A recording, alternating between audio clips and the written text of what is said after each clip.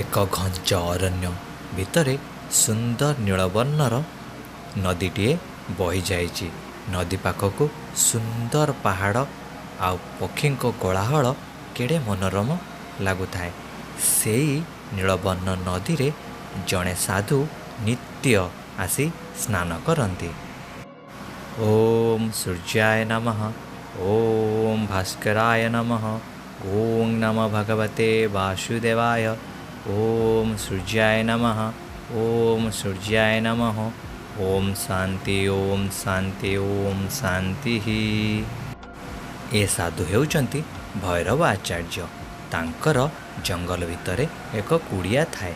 ତାଙ୍କ ସ୍ତ୍ରୀ ନୀଳିମା ସବୁବେଳେ ଝାଡ଼ୁ ଦେଇଥାନ୍ତି ସେଇ କୁଡ଼ିଆ ଆଗରେ। ଆଉ ସାଧୁ ପ୍ରାତଃ ସ୍ନାନ ସାରି ଆସି କୁଡ଼ିଆରେ ପହଞ୍ଚିଲେ। ନୀଳିମା, ମୁଁ ପ୍ରାତଃ ପୂଜା ସାରି ମନ୍ଦିରରୁ ଏ ସଙ୍ଗେ ସଙ୍ଗେ ଫେରି ଆସିବି। ତୁମେ ମୋ ପାଇଁ କିଛି ଭୋଜନର ବ୍ୟବସ୍ଥା କର। ମୋତେ ଅତ୍ୟନ୍ତ କ୍ଷୁଧା ଅନୁଭବ ହେଉଛି। ଆଖପାଖ ଅଞ୍ଚଳରେ ସାଧୁଙ୍କ ଲୋକ ବହୁତ ମାନୁଥିଲେ। ସେ ଜଙ୍ଗଲକୁ ଲାଗି ଏକ ସୁନ୍ଦର ରାଜପ୍ରାସାଦଟିଏ ଥିଲା। ସେହି ରାଜପ୍ରାସାଦରେ ରାଜା ଶ୍ରୀ ଆଦିତ୍ୟ ଦେଓ ରାଜତ୍ୱ କରୁଥାନ୍ତି। ରାଜପ୍ରାସାଦ ଯେତେ ଉଚ୍ଚ ସେହିପରି ଭାବେ ତା ସୁରକ୍ଷା ମଧ୍ୟ ବହୁତ କଡ଼ାକଡ଼ି ହୋଇଥାଏ। ରାଜା ଆଦିତ୍ୟ ଦେବ ଏବଂ ମନ୍ତ୍ରୀ ଶୃଙ୍ଗଦେଓ ମିଶି ସବୁବେଳେ ରାଜ୍ୟର ଉନ୍ନତି ପାଇଁ ଚେଷ୍ଟା କରୁଥାନ୍ତି। ରାଜାଙ୍କର ଏକୋଇ ସନ୍ତାନ ଥିଲା, ଯାହା ନାଁ ହେଉଛି କ୍ରିଷ୍ଣା ଆଦିତ୍ୟ ଦେଓ। ସିଏ ସବୁବେଳେ ରାଜାଙ୍କର ଆଦେଶକୁ ନ ମାନି ଏଣେ ତେଣେ ବିଚରଣ କରେ। ତେଣୁ ରାଜା ସବୁବେଳେ ତାଙ୍କ ଉପରେ କ୍ଷୋଭ ହୁଅନ୍ତି।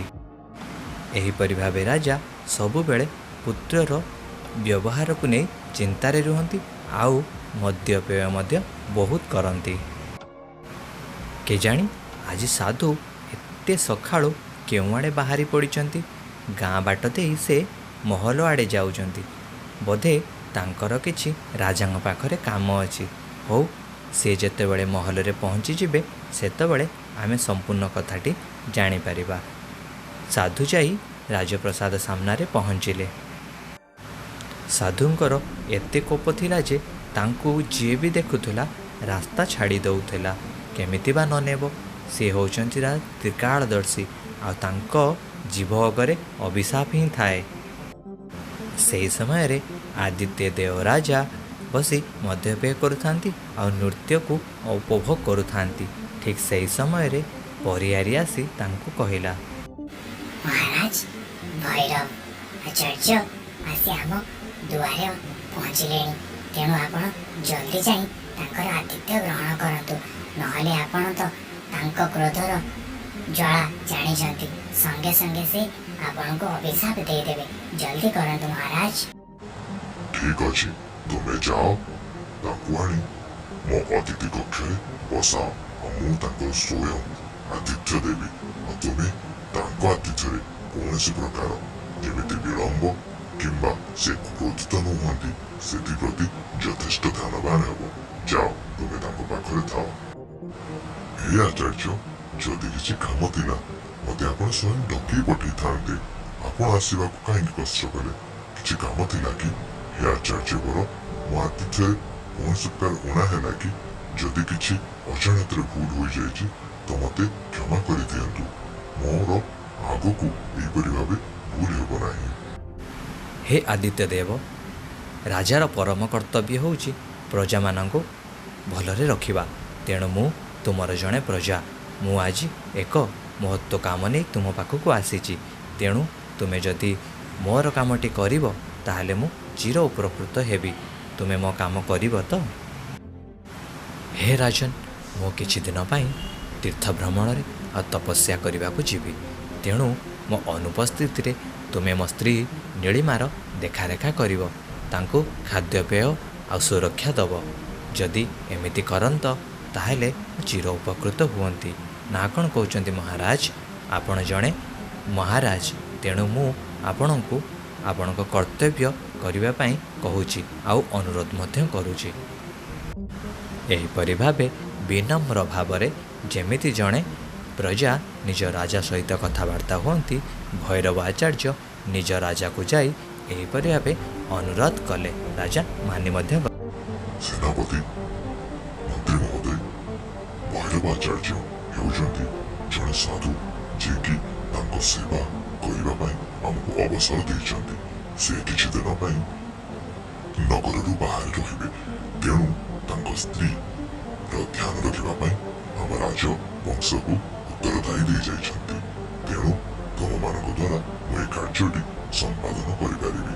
ତେଣୁ ତାଙ୍କର ଖାଦ୍ୟପେୟ, ରହିବା, ସୁରକ୍ଷାରେ ଯେମିତି କିଛି ବି ଅଘଟଣ ନ ଘଟେ ସେଥିପ୍ରତି ଯଥେଷ୍ଟ ଧ୍ୟାନବାନ ତୁମମାନଙ୍କୁ କରିବାକୁ ପଡ଼ିବ। ତେଣୁ ମୁଁ ତୁମକୁ ଅନୁରୋଧ କରୁଛି।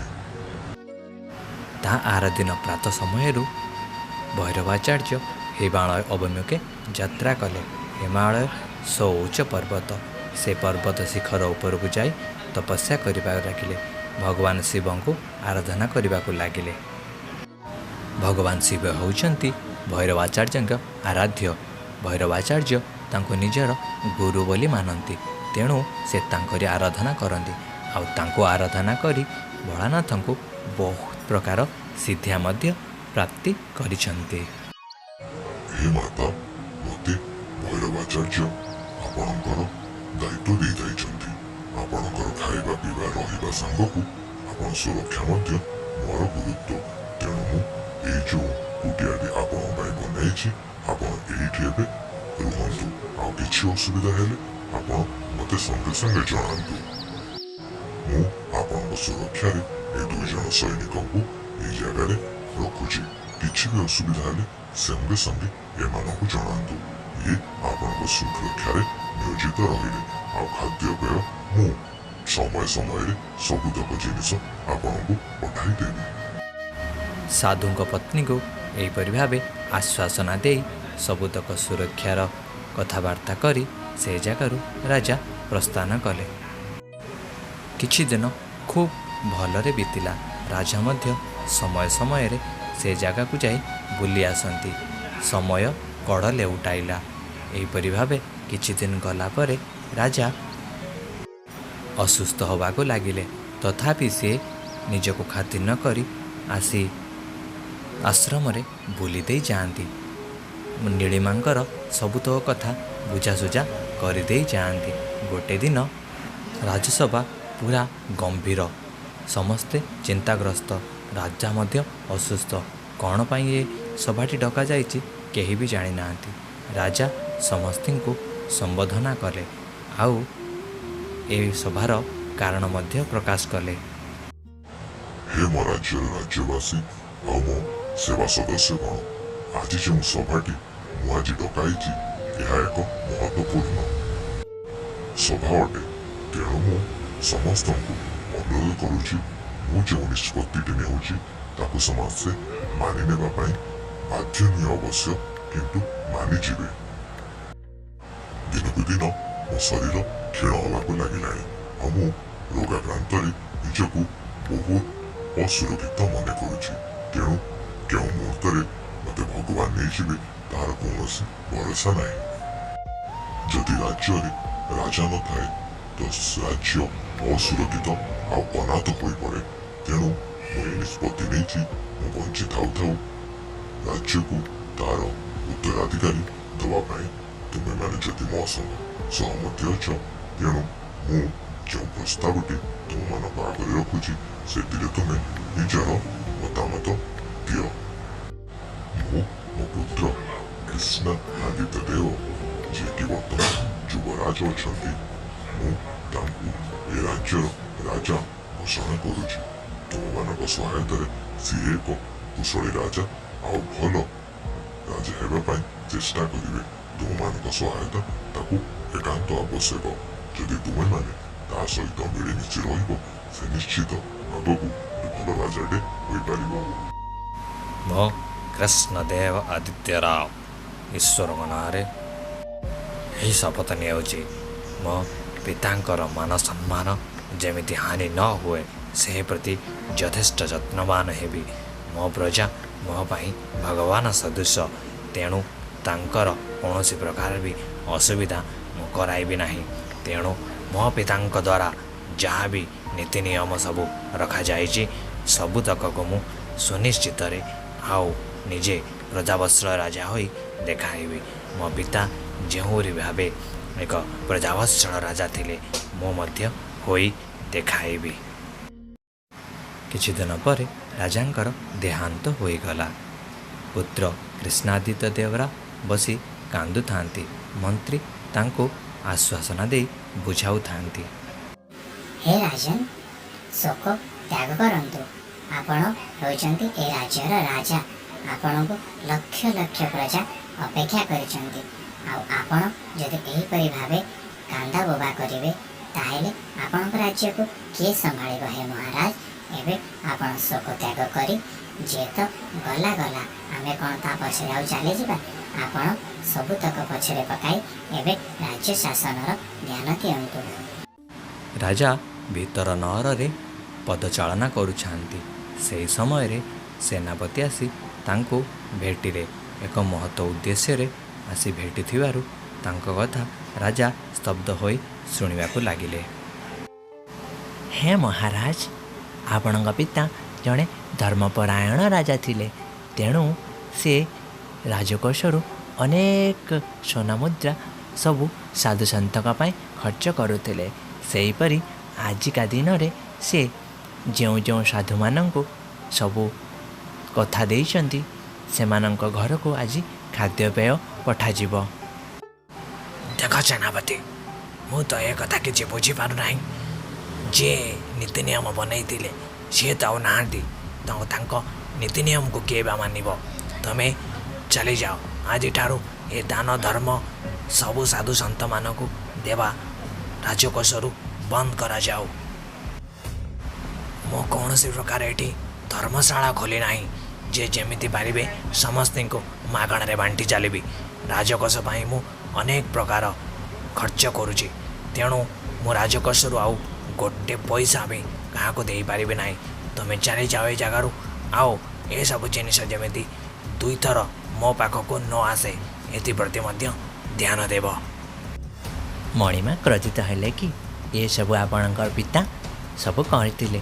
ଯଦି ଆପଣଙ୍କର ଏସବୁ ବିଷୟରେ ରୁଚି ନାହିଁ ତ ମୁଁ ଆପଣଙ୍କ ସାମ୍ନାକୁ ଏ କଥା କଦାପି ଆଣିବି ନାହିଁ। ଦୁଷ୍ଟତା ମାର୍ଜନା ହେଉ ମହାରାଜ।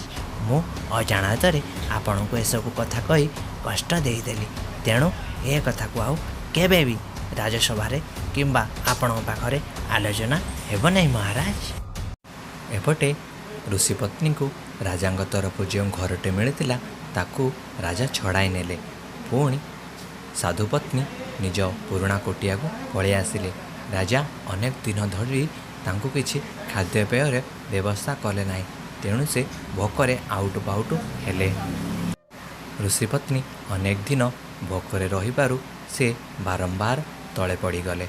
ଆଉ ପଡ଼ିବା କ୍ଷଣି ତାଙ୍କର ପ୍ରାଣ ଚାଲିଗଲା। ନୂତନ ରାଜା ଦେଇଥିବା କଥାଟି ପାସୋରିଲେ। ତେଣୁ ଋଷିପତ୍ନୀଙ୍କର ମୃତ୍ୟୁ ଘଟିଲା। ମୃତ୍ୟୁ ପରେ ମଧ୍ୟ ତାଙ୍କ ଶବ ଦାହ କରାଗଲା ନାହିଁ କିମ୍ବା ତାଙ୍କୁ ଶବ ସତ୍କାର କରାଗଲା ନାହିଁ। ଶବଟି ଅନେକ ଦିନ ସେହିପରି ଭାବେ ପଡ଼ି ରହିଲା। ତାପରେ ସାଧୁ ଭୈରବାଚାର୍ଯ୍ୟ ଆସି ପହଞ୍ଚି ଦେଖେ ତ ତାଙ୍କ ସ୍ତ୍ରୀର କଙ୍କାଳଟି ସେହି ଜାଗାରେ ପଡ଼ି ରହିଛି। ହେ ପ୍ରାଣପ୍ରିୟା, ତୁମେ ମୋତେ ଛାଡ଼ି ଚାଲିଗଲ। ମୁଁ ଆସିବା ପର୍ଯ୍ୟନ୍ତ ଟିକେ ଅପେକ୍ଷା କରିପାରିଲ ନାହିଁ। ମୁଁ ସବୁ ଜାଣିଛି କ'ଣ ହୋଇଛି କ'ଣ ନାହିଁ ବୋଲି। ସେ ରାଜାଙ୍କ ଅବହେଳା ପାଇଁ ତୁମର ମୃତ୍ୟୁ ହୋଇଛି। ଠିକ୍ ଅଛି, ଯଦି ଭଗବାନଙ୍କ ନାଁ ନେଲେ ଏତେ କଷ୍ଟ ମୋତେ ପ୍ରାପ୍ତି କରିବାର ଥିଲା ତ ମୁଁ କେବେ ବି ତୁମକୁ ଛାଡ଼ି ଯାଇନଥାନ୍ତି। ଭିକ୍ଷାବୃତ୍ତି କରି ବରଂ ତୁମକୁ ମୁଁ ରଖିଥାନ୍ତି, ହେଲେ ତୁମକୁ କେବେ ଛାଡ଼ି ଯାଇନଥାନ୍ତି। ମୋତେ ତୁମେ କ୍ଷମା କରିଦିଅ ପ୍ରାଣପ୍ରିୟେ। ଋଷି ଭୈରବାଚାର୍ଯ୍ୟ ନିଜ ଯୋଗ ବଳରେ ଆମକୁ ଆଉ ଭାଗିଦାରୀ କରାନ୍ତୁ ନାହିଁ। ଆମେ ଚୁପ୍ ରହିଲେ ହିଁ ଆମର ହିତ, ଆମ ପ୍ରାଣ ବଞ୍ଚନ୍ତି। କିଛି ସମୟ ପରେ ସେ ରାଜସଭାରେ ପହଞ୍ଚିଗଲେ। ଆଉ ତାଙ୍କ କ୍ରୋଧାଗ୍ନିରେ ଏକବାରେ ଜୋର କରି ରାଜାଙ୍କୁ କହିବାକୁ ଲାଗିଲେ। ରାଜା ସେ ଆସୁ ଆସୁ ତାଙ୍କ ପାଦ ତଳେ ପଡ଼ିଗଲେ। ହେ ରାଜନ, ତୁମେ ଯେମିତିକା କର୍ମ କରିଛ ତୁମକୁ ବାରମ୍ବାର ଯଦି ଶୁଣି ବି ଦିଆଯାଏ ତଥାପି ତୁମକୁ କମ୍ ହେବ। ତୁମେ ଏପରି କରିବ, ପୁଣି ମୁଁ ତୁମ ରାଜବଂଶରୁ ମୋର ତ ଭରସା ହେଉନଥିଲା। ତୁମ ପିତା ସ୍ୱର୍ଗତ ଆଦିତ୍ୟ ଦେବ ମୋତେ କଥା ଦେଇଥିଲେ କି ତୁମର କୌଣସି ପ୍ରକାର ଅସୁବିଧା ହେବ ନାହିଁ, ହେଲେ ତୁମେ ଅବହେଳା କରିଛ। ମୁଁ ପ୍ରତ୍ୟେକଟି ଜିନିଷ ଜାଣିସାରିଛି ତୁମେ କେଉଁ ପ୍ରକାର ବ୍ୟବହାର କରିଛ। ଆଉ ମୋ ସ୍ତ୍ରୀ ବିନା ଖାଦ୍ୟପେୟରେ ଆଜି ପ୍ରାଣତ୍ୟାଗ କରିଦେଲା। ଏତେ ପରେ ବି ତୁମେ ତାଙ୍କ ଶବ ସତ୍କାର ମଧ୍ୟ କଲ ନାହିଁ, ତାଙ୍କ ଶବ ସେହିପରି ପଡ଼ି ରହିଲା। ହେ ପିତା ତୁଲ୍ୟ ଭୈରବାଚାର୍ଯ୍ୟ, ହେ ଗୁରୁବର, ମୋ ପିତାଙ୍କ ଦେହାନ୍ତ ପରେ ମୁଁ ପୁରା ନିଜକୁ ଅସୁର ଗୀତ ମନେ କଲି। ତେଣୁ ଭୁଲବଶତଃ ଏସବୁ ଜିନିଷ ମୋ ଦ୍ୱାରା ହେଇଯାଇଛି। ଆପଣ ଏବେ ମୋ ପିତା ତୁଲ୍ୟ, ମୋତେ କ୍ଷମା କରିଦିଅନ୍ତୁ। ନଚେତ୍ ଯଦି ମୋତେ ଆପଣ ଦଣ୍ଡିତ କରିବାକୁ ଚାହୁଁଛନ୍ତି, କେବଳ ମୋତେ ନୁହେଁ ମୋ ରାଜ୍ୟଟାକୁ ବି ସରେଇ ଦିଅନ୍ତୁ। ଏମିତି ହେଲେ ମୋ ରାଜ୍ୟ ପୁରା ଡୁବିଯିବ, ଆଉ ତାକୁ କୌଣସି ରାଜାର ଆବଶ୍ୟକ ପଡ଼ିବ ନାହିଁ। ଆପଣଙ୍କୁ ମୋର ଗୋଟିଏ ଛୋଟ ଅନୁରୋଧ, ଆପଣଙ୍କୁ ମୁଁ ମୋ ରାଜ୍ୟଭାର ଦେଇଦେଉଛି, ଆଉ ନିଜେ ଏହି କ୍ଷଣି ସ୍ୱୟଂ ମୃତ୍ୟୁବରଣ କରୁଛି। ଏହା ହେଲେ ଆପଣଙ୍କ ମନ ଶାନ୍ତ ହୋଇଯିବ। ହେ ଗୁରୁବର, ଶାନ୍ତ ହୋଇଯାଆନ୍ତୁ। ରାଜାଙ୍କ ବ୍ୟବହାରରେ ଓ ଭୈରବାଚାର୍ଯ୍ୟ ଶାନ୍ତ ହୋଇଗଲେ ଆଉ ତାଙ୍କୁ ଆଶ୍ୱାସନା ମଧ୍ୟ ଦେଲେ। ସେ ଜଣେ ମହାନ ସନ୍ଥ, ତେଣୁ ରାଜା ରାଜ୍ୟ ପାଇଁ ରାଜା କେତେ ମହତ୍ତ୍ୱପୂର୍ଣ୍ଣ ସେ ଜାଣିଛନ୍ତି। ହେ ରାଜନ୍, ମୁଁ ଜଣେ ସାଧୁ, ମୋତେ ରାଜପାଠରେ ଜମା ବି ଲୋଭ ନାହିଁ, ତେଣୁ ମୁଁ ତୁମକୁ କ୍ଷମା କରିଦେଉଛି। ତୁମେ ଯେଉଁ କର୍ମ କରିଛ ସେଇଟା କ୍ଷମାଯୋଗ୍ୟ ବି ନୁହେଁ, ତଥାପି ମୁଁ କ୍ଷମା କରିବା ପାଇଁ ବାଧ୍ୟ ହେଉଛି, ନହେଲେ ଲକ୍ଷ ଲକ୍ଷ ପ୍ରଜା ଆପଣଙ୍କର ଅନାଥ ହୋଇଯିବେ। ମର୍ତ୍ତ୍ୟମଣ୍ଡଳେ ଦେହ ବହି ଦେବତା ହେଲେ ବି ମରଇ, ତେଣୁ ମୋତେ ବି ସତକୁ ମାନି ନେବାକୁ ପଡ଼ିବ। ହୁଏତ ତାଙ୍କର ଯିବାର ଏହି ଏକ କାରଣ ଥିଲା।